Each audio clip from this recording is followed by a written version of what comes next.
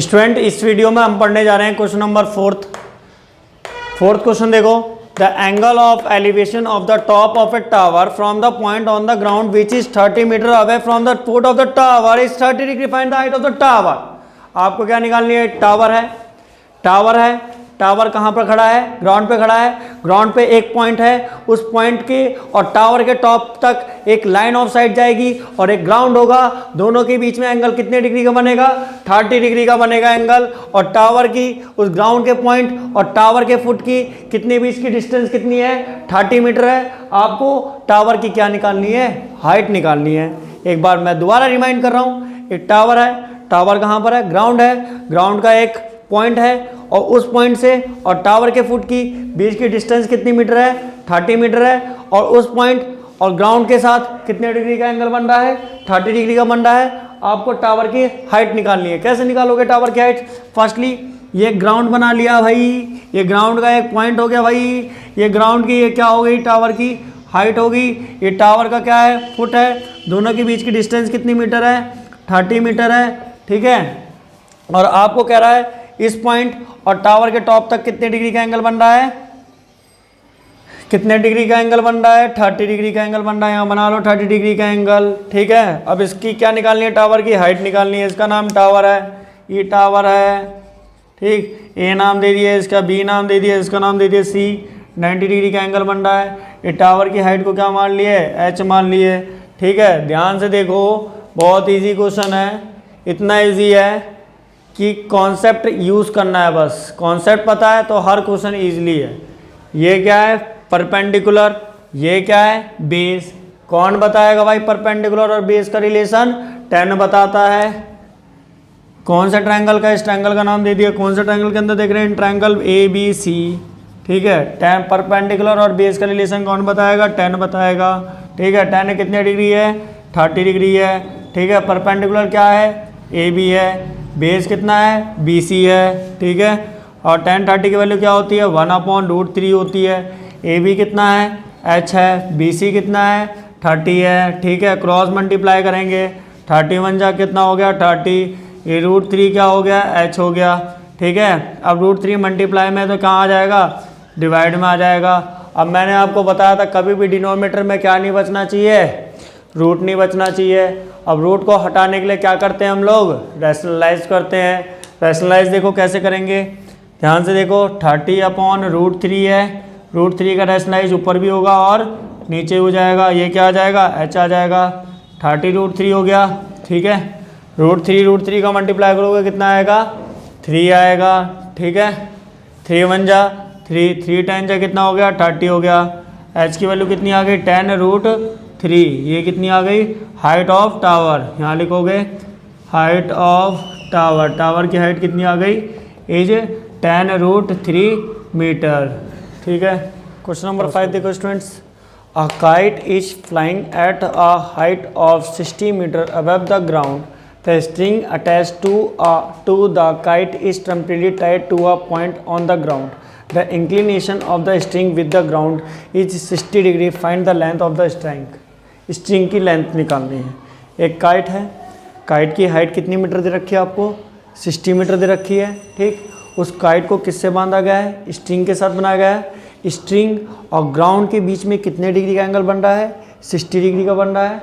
आपको स्ट्रिंग की क्या निकालनी है? लेंथ। कैसे निकालोगे length? Firstly we have to make a diagram. How can we make a diagram? पहले हम डायग्राम बनाएंगे डायग्राम से, ताकि इजली क्या कर सके? अंडरस्टैंड कर सकें। ठीक है।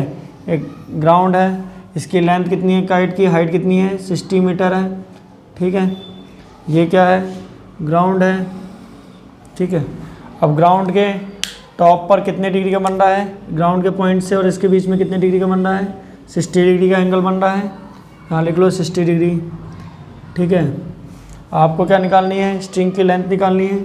इस लेंथ को मान लो या तो x मीटर मान लो। ठीक। इसका नाम दे दिया A, इसका नाम दे दिया B, इसका नाम दे दिया C। कितने डिग्री का बना रहा है? यहाँ पर 90 डिग्री का एंगल बन रहा है। ठीक है। अब आप कौन से ट्रायंगल में देखोगे? In triangle ABC। ठीक है। ये क्या है? परपेंडिकुलर। ये क्या है, हाइपोटेनिस। परपेंडिकुलर और हाइपोटेनिस का कौन रिलेशन बताएगा, साइन बताएगा, ठीक है। साइन बताता है, sine theta is equal to क्या होता है, परपेंडिकुलर अपॉन हाइपोटेनिस, ठीक है। थीटा कितने डिग्री का है, 60 डिग्री का है, ठीक। परपेंडिकुलर कितना है, ए बी है, और बेस कितना है, और हाइपोटेनिस कितनी है, ए सी है। ए बी अपॉन क्या हो गया, ए सी हो गया, ठीक है। साइन 60 की वैल्यू होती है √3/2 होती है।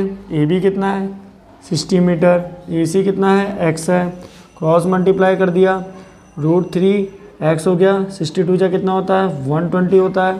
x इज इक्वल टू निकालोगे 120 अपॉन कितना आ गया, √3 आ गया। √3 का क्या करेंगे, रैशनलाइज कर देंगे, क्योंकि मैंने बताया कभी भी आपका नीचे डिनोमीटर में रूट नहीं आना चाहिए, ठीक है। √3 का करेंगे, कितना आएगा, 120 आ जाएगा, √3 आ जाएगा, और √3 का मल्टीप्लाई करोगे कितना आएगा, 3 आएगा।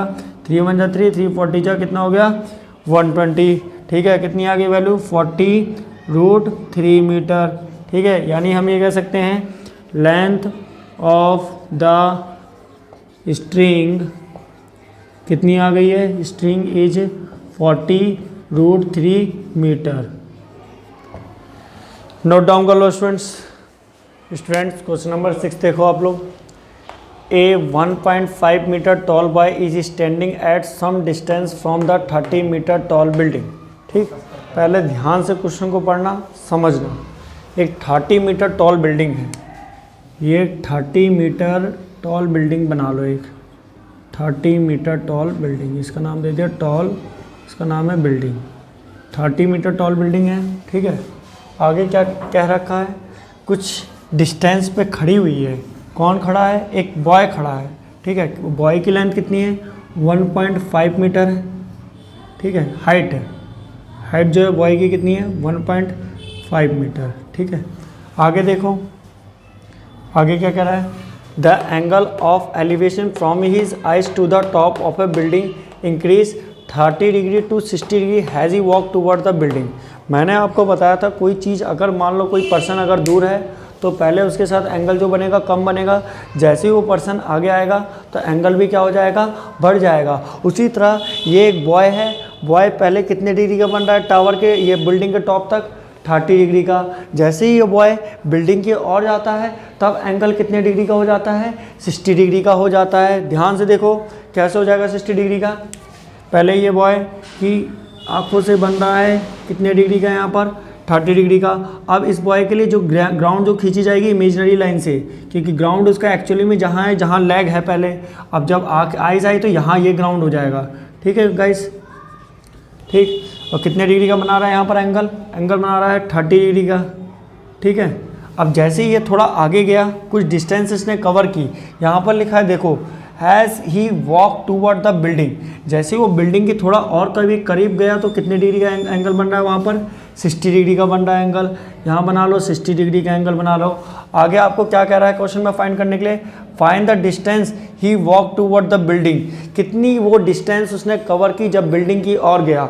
मान लो जी बिल्डिंग की ओर गया, हमने मान लिया भैया x मीटर वो बिल्डिंग की ओर गया है, ठीक है। इसका जो हाइट दे रखी है हमको, टोटल कितनी दे रखी है, 30 मीटर। इतनी कितनी है, 1.5 मीटर। जो ट्रायंगल जो आ रहा है हमारा इतने में ही आ रहा है, तो हमें हाइट जो बिल्डिंग की पता करनी पड़ेगी, पहले इतनी ही पता करनी पड़ेगी। कैसे करेंगे, इतनी 1.5 है तो ये भी क्या हो जाएगी, 1.5 मीटर हो जाएगी नहीं हो जाएगी, क्योंकि ये रेक्टेंगल दिख रहा है नीचे हमको। टोटल कितनी है, 30 है, टोटल हमारे पास है 30 मीटर, ठीक है। और इतनी कितनी है, 1.5 मीटर। अब टोटल में से इतनी माइनस कर देंगे तो इतनी बचेगी नहीं बचेगी, बचेगी सर, बिल्कुल बचेगी। कैसे माइनस करेंगे, ध्यान से देखो। इसका नाम दे दिया A, इसका नाम दे दिया B, इसका नाम दे दिया C, इसका नाम दे दिया D, ठीक है। इसका नाम दे दिया E और इसका नाम दे दिया F, ठीक है। हमको पता करनी है AC की लेंथ कितनी तरह की है, 30 मीटर, और AB की लेंथ नहीं मालूम, BC की लेंथ कितनी तरह की है, 1.5 मीटर। पूरी 30 है, इतनी 1.5 है, पूरे में से इतना माइनस कर दोगे तो इतना पता चल जाएगा, ठीक है, क्योंकि ट्रायंगल जो बन रहा है इतने में ही बन रहा है। कैसे निकालेंगे, सॉल्यूशन नंबर डाल लो, 6 डाल लो, ठीक है। क्या निकालनी है आपको, AB निकालनी है। AB कैसे निकालोगे, जो AB निकालने के लिए क्या करोगे, AC में से कितना माइनस करोगे, AC में से BC माइनस कर दोगे। AC कितनी है आपकी 30 मीटर, ये 1.5 मीटर, ठीक है। 30 में से इतने गए, कितने बचेंगे, 28.5 मीटर, ठीक है। यानी ये वाली लेंथ कितनी आ गई, 28.5 मीटर, जो इस ट्रायंगल में जो आनी चाहिए, ठीक है। अब आपको ये वाली लेंथ को मान लो y मान लो इसको, जो 60 डिग्री के साथ है लेंथ, ठीक है। अब ध्यान से देखो कितने एंगल बन रहे हैं, 2 एंगल बन रहे हैं। जब भी आप एक्सरसाइज 9.1 करोगे, जितने एंगल बन रहे हैं उतने ही ट्रायंगल लोगे, जितने एंगल बन रहे हैं उतने ही केस लोगे। यानी इसमें कितने डिग्री के एंगल बन रहे हैं, एक 30 बन रहा है, एक 60 डिग्री बन रहा है। कितने एंगल बन रहे हैं, 2 एंगल बन रहे हैं। कितने केस लेंगे, 2 केस लेंगे। कैसे करेंगे, ध्यान से देखो एक बार, ट्रायंगल ए बी डी, जो ए बी डी के अंदर कौन सा कितने डिग्री का बन रहा है, 60 डिग्री का। दूसरी बार देखो 30 डिग्री में कौन कौन सा ट्रायंगल आ रहा है, ए बी ई में जो आ रहा है 30 डिग्री का आ रहा है। पहले मैंने आपको बताया 60 डिग्री वाला ले लो, कोई सा भी ले सकते हो आपको, एच और V, if you want to take it. In triangle, कौन सा ट्रायंगल के अंदर जा रहे हैं हम लोग, in triangle A B D के अंदर कितने डिग्री का बन रहा है, 60 डिग्री का। ये क्या है, परपेंडिकुलर, ये क्या है, बेस, ठीक है। कौन बताएगा परपेंडिकुलर और बेस का रिलेशन, 10 बताएगा। कितने डिग्री का बन रहा है एंगल, 60 डिग्री का। परपेंडिकुलर कितना है, 28.5 है। बेस कितना है, y है। tan 60 की वैल्यू क्या होती है, √3 होती है। 28.5 अपॉन y आ गया, क्रॉस मल्टीप्लाई करा, √3y आ गया, या 28.5 हो गया। y की वैल्यू निकालोगे 28.5 अपॉन क्या हो गया, √3 हो गया, ठीक है स्टूडेंट्स। अब मैंने आपको बताया, इसमें ध्यान से देखो 30 डिग्री का एंगल बन रहा है। 30 डिग्री का एंगल कौन सा ट्रायंगल के अंदर आ रहा है, ए बी और ई, ए बी ई के अंदर आ रहा है। इन ट्रायंगल ए बी ई कितने डिग्री का एंगल आ रहा है, 30 डिग्री। क्या होता है, परपेंडिकुलर अपॉन बेस, ठीक है। 30 के लिए देखो परपेंडिकुलर इतनी है, 28.5 है, ठीक है। अब बेस कितना है, बेस हमारा टोटल हो जाएगा, इतनी लेंथ कितनी है, y, इतनी कितनी है, x, तो यहाँ से यहाँ तक की दूरी कितनी हो जाएगी, x प्लस वाई हो जाएगी। यानी यहाँ मैं क्या लिख दूंगा, x प्लस वाई हो गया। इसकी वैल्यू 10, 30 की वैल्यू क्या होती है, 1/√3 होती है स्टूडेंट्स, ठीक है। नोट डाउन कर लो, इतना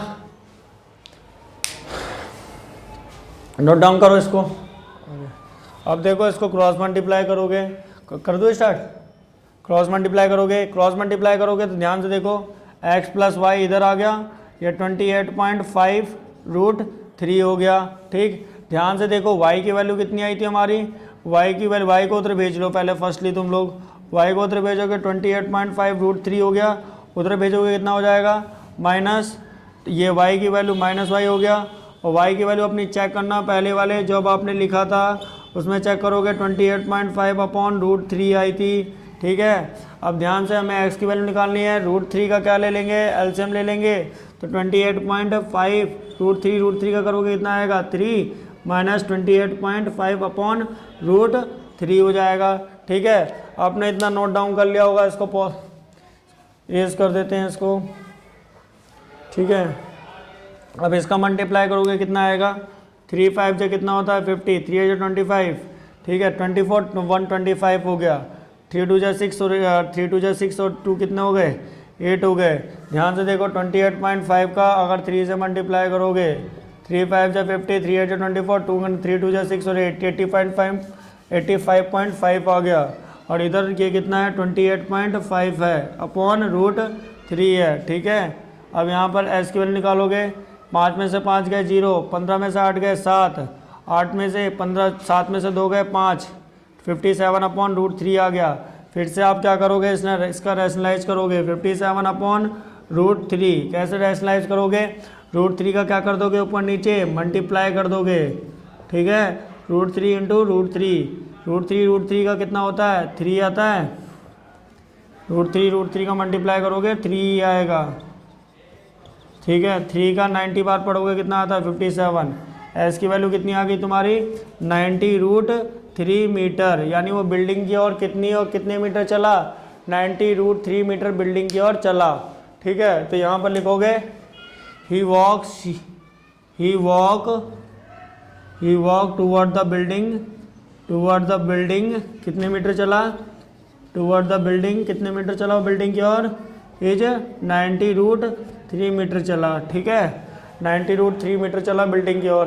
अगर आपको y की वैल्यू निकालनी हो y की वैल्यू भी निकाल सकते हो वैल्यू रखकर, ठीक है। नोट डाउन कर लो इसको स्टूडेंट्स।